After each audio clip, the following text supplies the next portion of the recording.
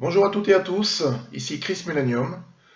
Donc dans cette première vidéo, je vous propose un petit tutoriel, ou tout au moins une découverte d'une application fort sympathique qui s'appelle Nuke Map. Alors de quoi s'agit-il? Eh bien c'est un simulateur qui va nous montrer les effets en cas d'explosion nucléaire. Si ça vous intéresse, restez avec moi et on voit ça ensemble. Donc l'appli s'appelle Nuke Map, N-U-K-E-M-A-P. Vous la lancez sur votre moteur de recherche. Elle apparaît déjà là, Nuke Map by Alex. On clique sur le titre et c'est parti. Alors, la page d'accueil se présente de la sorte. Sur votre gauche, vous avez une carte, par défaut qui est New York. Et sur la droite, vous allez avoir tout un menu avec différents critères que l'on va pouvoir modifier ou choisir afin d'avoir l'explosion que nous voulons à l'endroit que nous désirons. Nous commençons justement par cette option sur la droite, l'option numéro 1, et dans la première fenêtre apparaît un menu déroulant qui vous permet de choisir l'endroit de l'explosion, Washington, New York, Boston, etc., Londres, Paris, Tokyo.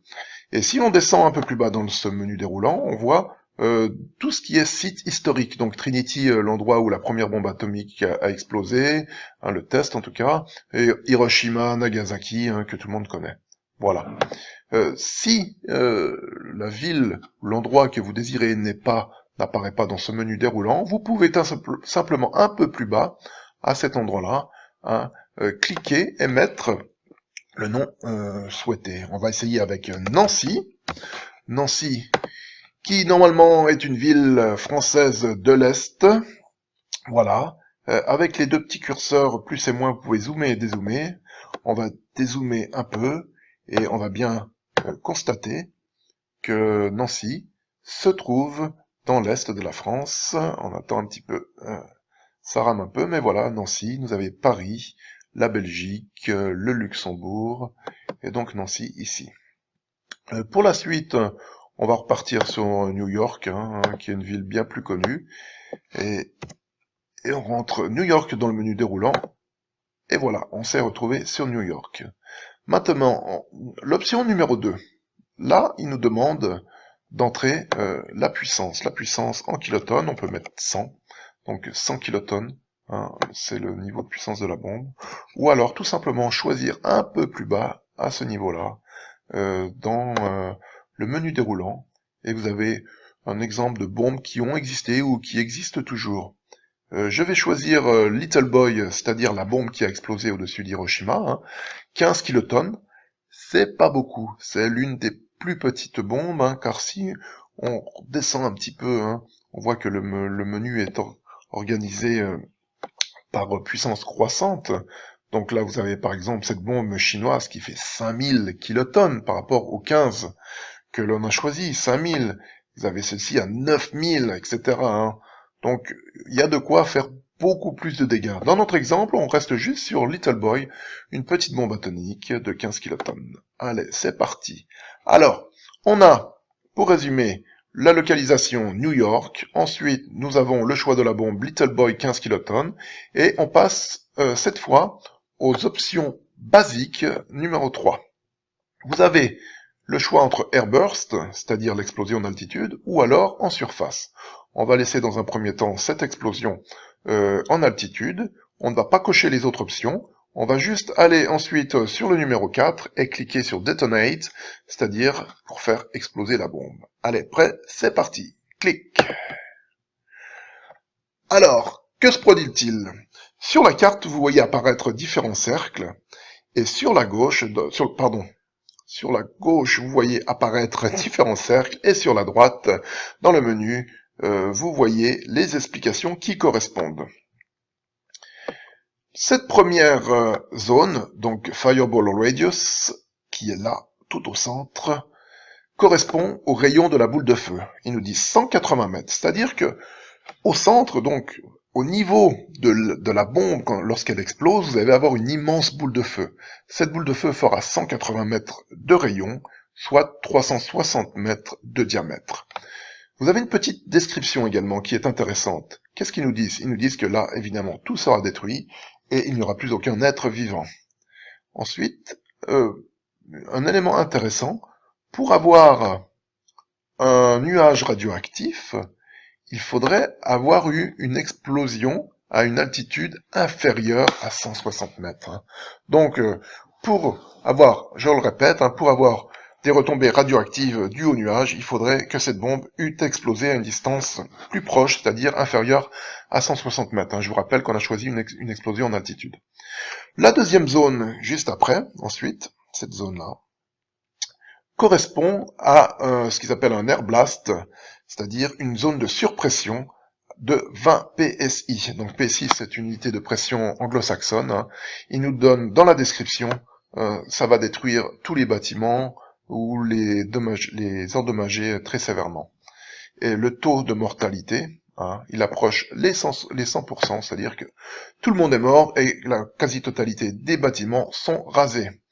De même, pour une optimisation une optimisation maximale, c'est-à-dire pour un maximum d'effets dus à ce blast, il faudrait que l'explosion se situe à une hauteur de 450 mètres. On continue cette fois avec cette zone verte qui suit, hein, qui correspond à une zone d'irradiation de 500 rem. Alors, les rem sont une ancienne unité qui est encore assez fréquemment utilisée aux États-Unis, mais qui est remplacée dans le système international par le sievert. Alors, un sievert égale 500 rem, égale 100 rem, pardon. Donc, ici nous avons 500 rem, ça correspond à 5 sieverts. 5 sieverts, vous avez une zone de 1 km de rayon dans laquelle la dose serait supérieure ou égale à 5 sieverts. Pour ceux qui ont lu le livre ou qui sont un peu intéressés à la chose, il est généralement reconnu que 4,5 sieverts correspondent à une dose pour laquelle 50% d'une population périrait. C'est-à-dire qu'une personne sur deux meurt hein, si elle a reçu une dose de 4,5 sieverts. Alors voyons ce qu'ils nous disent dans la description. Nous avons là 500 rem, donc 5 sieverts, et ils nous disent que la mortalité hein, serait comprise entre 50 et 90%, ça reste tout à fait logique. Et dernier élément intéressant, il conclut là hein, en disant que pour mourir, ça prendrait entre quelques heures et quelques semaines. Ok, super. Voilà, on passe à la zone suivante, qui correspond à un blast, donc c'est-à-dire à une surpression pouvant atteindre 5 PSI, enfin dépasser 5 PSI. Il précise dans la description que tout ce qui est bâtiment résidentiel hein, serait détruit, donc toutes les maisons, etc. y passeraient. Tout le monde serait également blessé, hein, et le taux de mortalité serait également très important. Voilà, pour avoir une efficacité optimale due à ce blast, cette surpression, l'explosion devrait être déclenchée à une hauteur de 770 mètres. On continue avec la dernière zone, cette zone un petit peu orangée, beige, hein, qui correspond aux brûlures du 3e degré, donc aux effets thermiques. Le rayon, cette fois, est de 1,9 km, un petit peu plus, et ils nous disent que là, dans ce rayon, à l'intérieur de ce rayon, donc des 1,9 km de rayon, hein, on double pour le diamètre, vous avez 100% de chance d'être brûlé au 3e degré. Super. Et la dernière petite phrase que nous avons en bas dans la description, ils nous disent que puisque nous avons choisi une explosion en altitude, ils ont mis par défaut la détonation à une hauteur de 600 mètres. Alors, je voudrais quand même revenir sur quelque chose d'assez important. Hein. C'est pas parce que vous avez différentes zones que les effets ne sont pas cumulés. C'est-à-dire que, imaginons quelqu'un situé ici, en bordure de cette zone verte, il aura quoi? Eh bien, il recevra 5 sieverts puisqu'il sera en bordure de cette zone verte. Donc, il aura plus d'une chance sur deux de mourir. Mais en même temps, il aura su plus de 5 PSI, puisque les 5 PSI sont atteints à ce niveau-là. Donc, il aura encore des chances de mourir dues à la surpression. Tout au moins, il sera blessé, donc certainement avec des dommages au niveau des poumons et des tympans, voire des yeux, etc. Et en plus, il sera brûlé au 3e degré, puisque jusqu'à cette distance d'1,9 km, on est brûlé au 3e degré. Donc lui qui se situe avant sera encore plus brûlé. Il est donc bien facile d'imaginer que cette personne sera irradiée, blastée et brûlée. Hein. Peu de chances de s'en tirer. Voilà, nous avons vu donc une utilisation basique de cette application. Maintenant, on va rentrer un petit peu plus dans les détails et on va modifier quelques éléments. On retourne donc sur cette option 3 et cette fois, on va cliquer Casualties et Radioactive Fallout. Donc, en cliquant ces deux éléments, on devrait avoir le nombre de blessés et de morts, également le nuage radioactif qui devrait apparaître. Alors, nous allons faire Detonate. On va clear all effects, c'est-à-dire qu'on va supprimer toutes les données de l'ancien test que nous avons fait. On fait Detonate. Alors, qu'est-ce qui se passe? On voit ici 263 000 morts. Hein, 263 000 morts si l'on fait exploser une bombe à 600 mètres d'altitude d'une puissance de 15 kilotonnes. L'estimation, c'est également 500 000 blessés. Ils nous disent bien là que ce n'est qu'une simulation, que le modèle dépend de nombreux facteurs. Hein. Ça va dépendre de l'heure de la journée, de l'activité, si c'est les vacances, si c'est la période de travail, ça dépend également des conditions atmosphériques, ça dépend de nombreux facteurs. Nous avons donc là une simulation. Mais c'est déjà intéressant d'avoir ce type de simulation. Qu'est-ce qui s'est passé? Vous avez les mêmes éléments qui apparaissent, hein, donc tout ce qui correspond au cercle là. En revanche, on ne voit pas grand-chose pour ce qui est retombées radioactives. Alors, qu'est-ce qu'ils nous disent là? Fallout, pour les retombées radioactives. Eh bien, il nous faudrait, pour une bombe d'une puissance de 15 kilotonnes, eh bien, que l'explosion soit réalisée à une hauteur inférieure à 160 mètres. Et ça correspond, hein, puisque nous avons fait exploser cette bombe à une hauteur de 600 mètres, donc c'est normal qu'il n'y ait pas de nuages radioactifs. En revanche, le nombre de morts, hein, comme on peut le voir là, est quand même important, 263 000.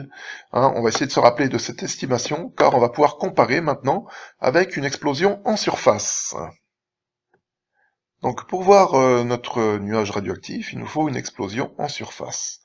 On va donc retourner dans l'option numéro 3, hein, sur la droite du menu, et au lieu d'avoir Airburst, nous allons cocher surface, et la bombe devrait exploser en surface.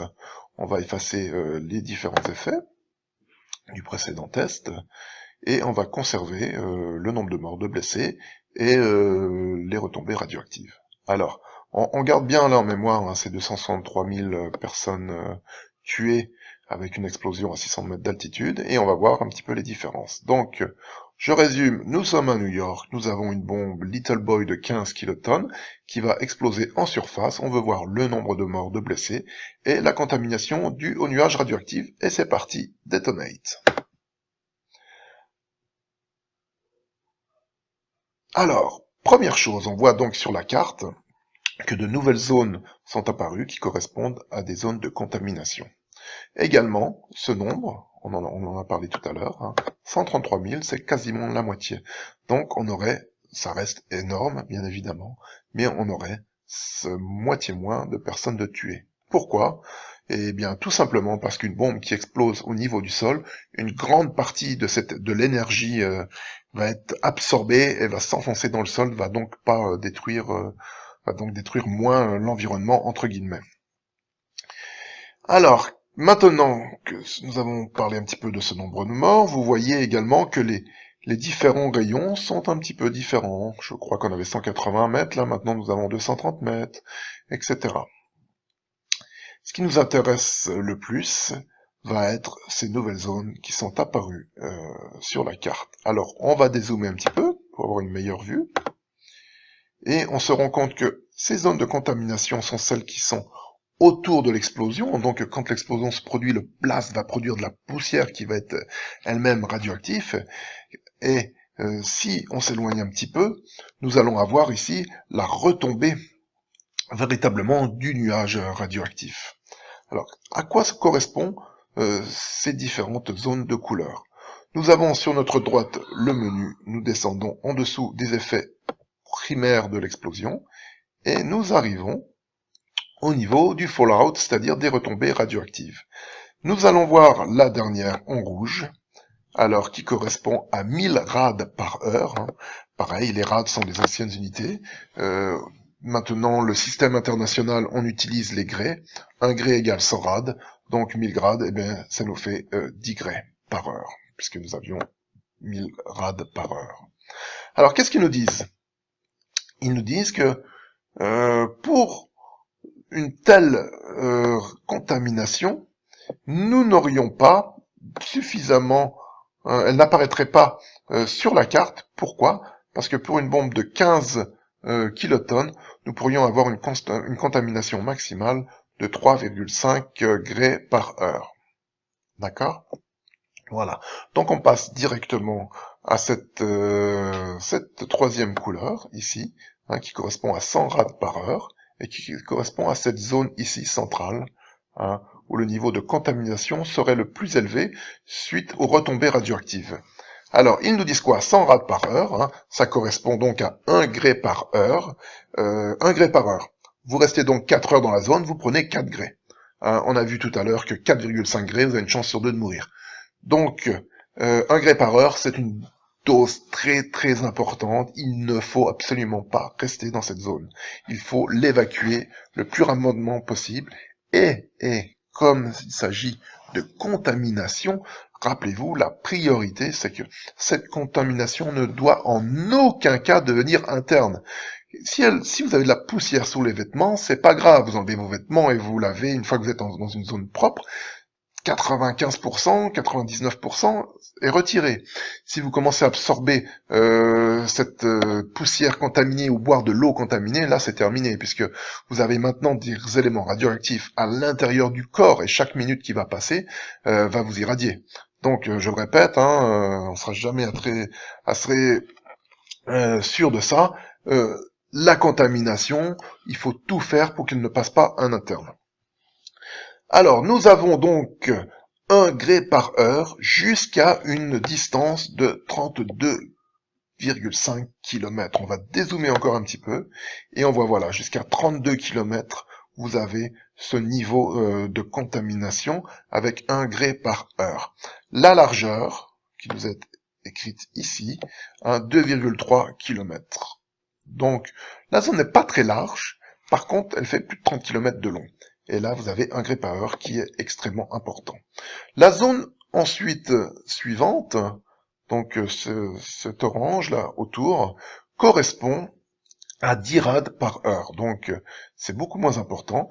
10 rads par heure, ça correspond à 0,1 grès par heure, soit 100 milligrès par heure. 100 milligrès par heure, ça reste important, hein. Il faut pas rester dans cette zone. Hein. Surtout, je le répète encore une fois, surtout éviter d'incorporer cette contamination en interne. 72 km la distance depuis l'explosion. On va encore dézoomer un petit coup pour voir jusqu'où ça va. Et on voit donc que cette zone qui s'arrête là, 72 km, vous avez 100 milligrès par heure au niveau de la contamination. On continue avec la dernière zone en zone jaune.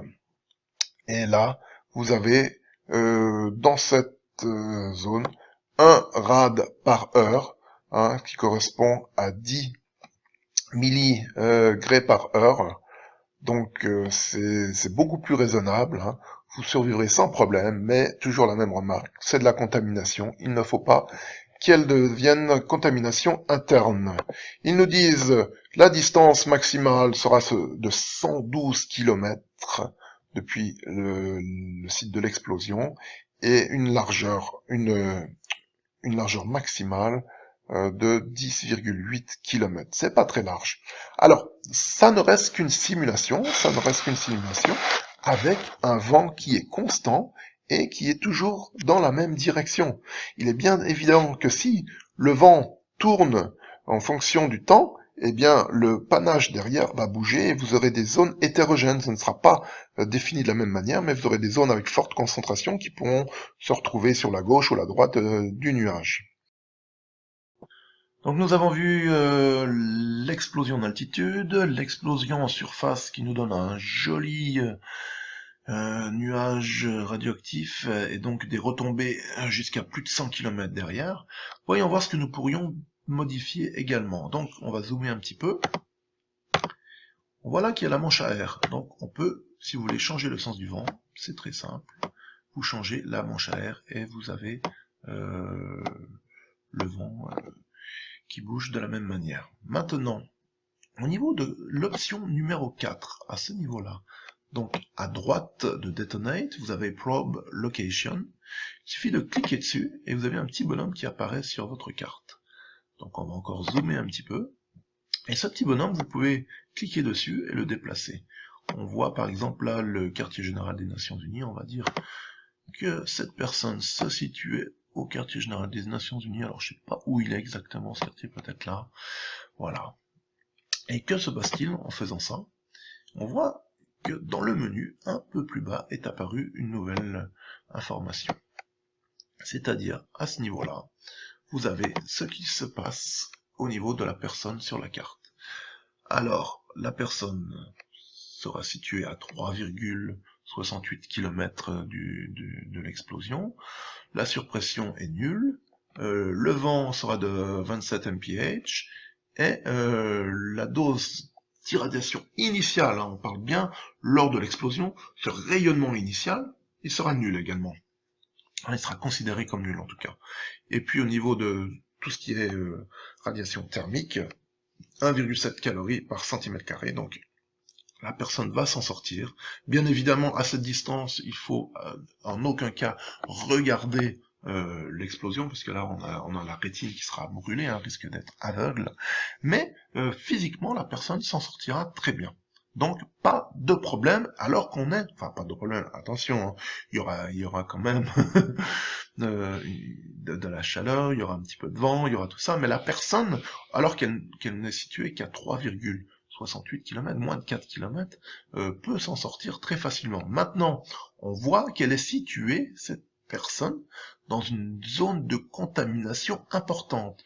Et une zone de contamination importante due aux premières poussières de l'explosion. Là, on parle pas encore du nuage radioactif qui va recommencer à tomber un peu plus loin.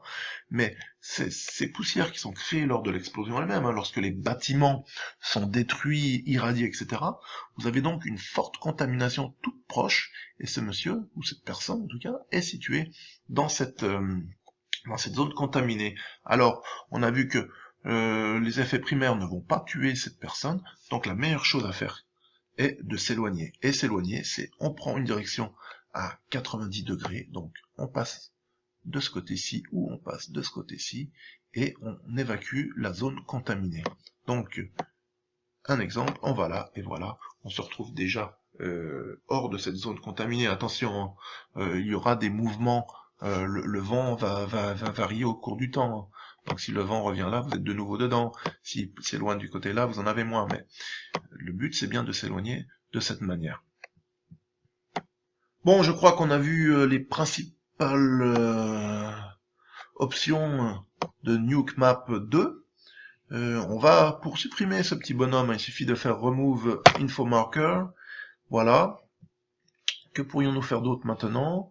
Alors, pour les fanas, hein, vous avez au niveau de l'option 3, Advanced Options, hier vous cliquez et vous pouvez changer ce que vous voulez. Vous pouvez changer, délimiter les différentes zones, que ce soit au niveau de la surpression, de l'irradiation, des zones thermiques, etc. Vous pouvez entrer vraiment dans tous les détails, vous pouvez même faire apparaître le cratère, plein de choses à modifier selon votre guise. On va pas rentrer dans ces détails, hein. Je vous laisse vous amuser avec si vous en avez l'envie. On va faire un petit exemple avec une bombe un peu plus puissante. Allez, soyons fous. Utilisons la Tsar bombe qui a été testée, hein, pas celle qui serait supposée exister, mais celle qui a vraiment été testée.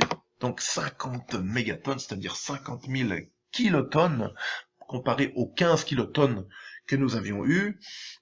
Nous allons laisser la bombe nous allons mettre la bombe en surface et nous allons la faire exploser. Alors, là, on n'est plus du tout à la même échelle.